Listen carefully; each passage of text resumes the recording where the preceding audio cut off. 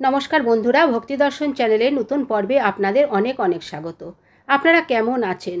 আশা করি আপনারা সকলে ভালো আছেন, সুস্থ আছেন। আজকের পর্বের বিষয় হলো 2024 সালের 1431 বঙ্গাব্দের আশ্বিন মাসের কৃষ্ণপক্ষের অষ্টমী জিতাষ্টমী ব্রতের পূর্ণাঙ্গ সময়সূচি। জিতাষ্টমী ব্রত কবে পালন করা হবে, জিতাষ্টমী ব্রতের দিন, জিমিতবাহনের পুজোর নিয়ম, পুজোর সময়, পুজোর উপকরণ, জিতাষ্টমীর সম্পূর্ণ ব্রত কথা সবটাই জানবো আজকের এই ভিডিওটিতে।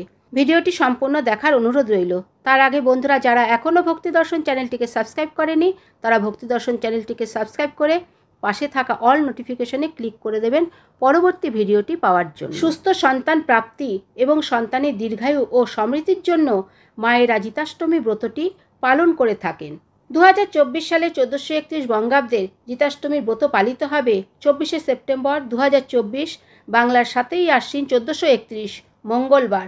অষ্টমী তিথি শুরু হবে 24শে সেপ্টেম্বর 2024, বাংলার 7ই আশ্বিন 1431 মঙ্গলবার সন্ধে 6টা 2 মিনিট থেকে এবং অষ্টমী তিথি সমাপ্ত হবে 25শে সেপ্টেম্বর 2024, বাংলার 8ই আশ্বিন 1431 বুধবার বিকেল 4:40 মিনিটে। জিতাষ্টমীর দিন জিমুতবাহনের পুজোর বিশেষ সময় হলো 24শে সেপ্টেম্বর 2024, বাংলার 7ই আশ্বিন 1431 মঙ্গলবার প্রাদশে সন্ধ্যা 6টা 2 মিনিটের পর থেকে রাত্রি 7টা 6 মিনিটের মধ্যে। জিতাষ্টমীর দিন শ্রী শ্রী জিমুতবাহনের পুজোর উপকরণগুলি হলো ধূপ, দীপ, নৈবেদ্য, কলাই ভেজা, আতপ চাল, ফুল, ফল, দক্ষিণা। পুজোর বিধান।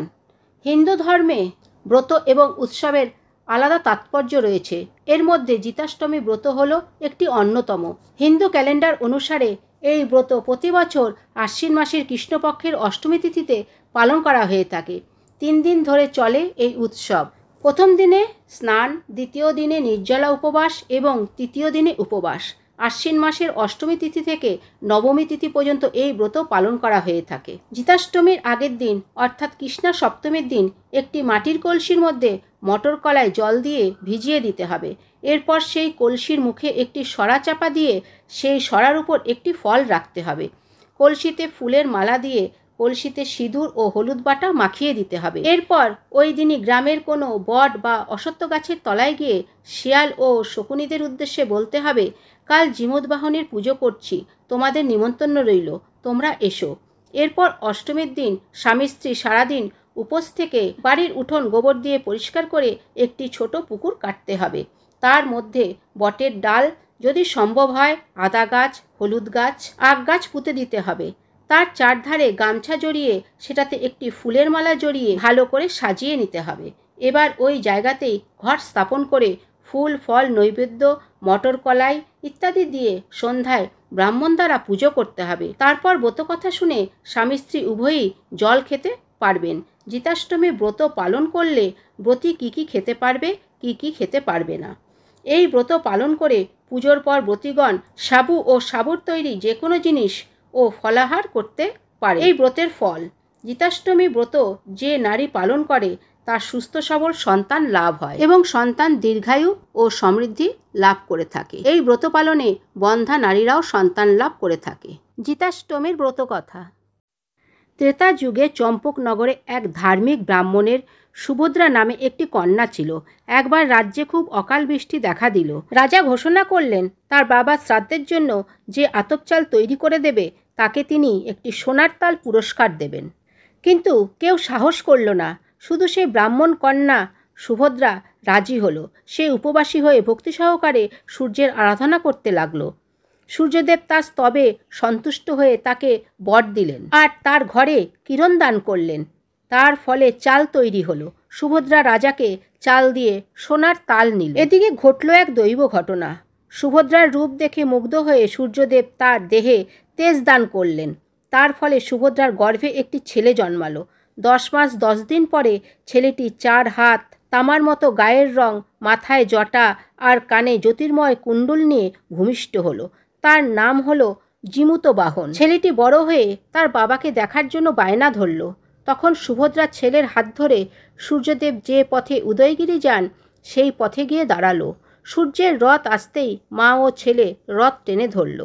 সূর্যদেব ধ্যানে সব জেনে ছেলেকে বুকে জড়িয়ে ধরে বললেন, বসো জিমুতবাহন।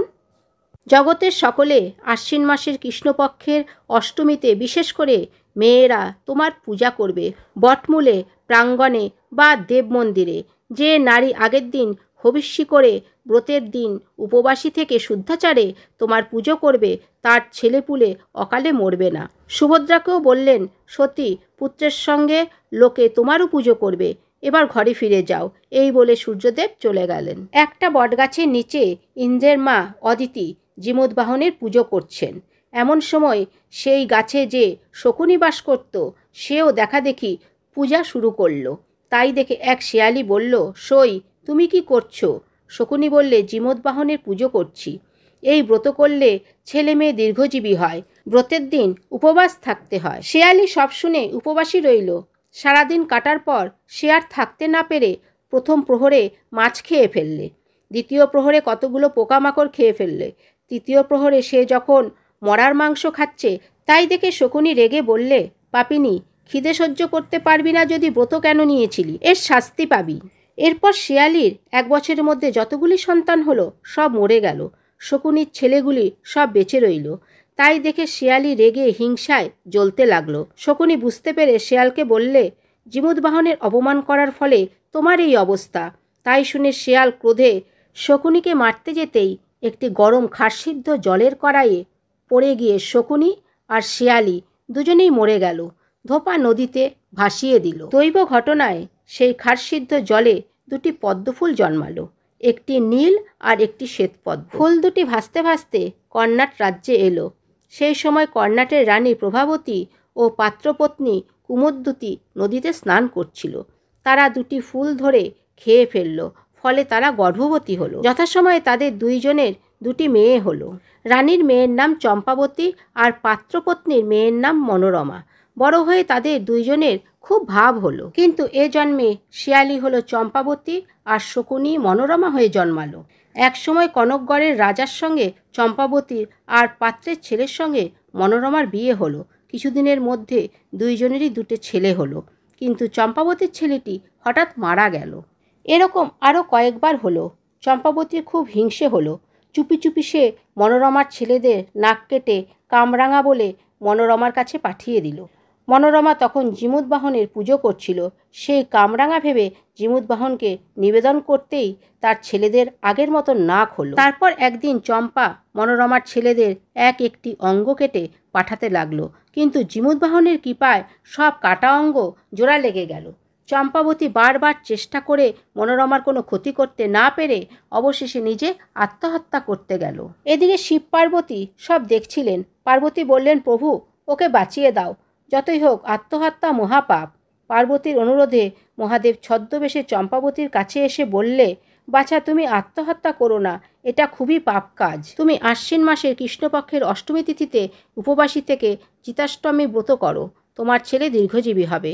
শুনে চম্পাবতী ঘরে ফিরে এলো আর হিংসা ভুলে খুব ভক্তি সহকারে জিতাষ্টমী ব্রত করলে।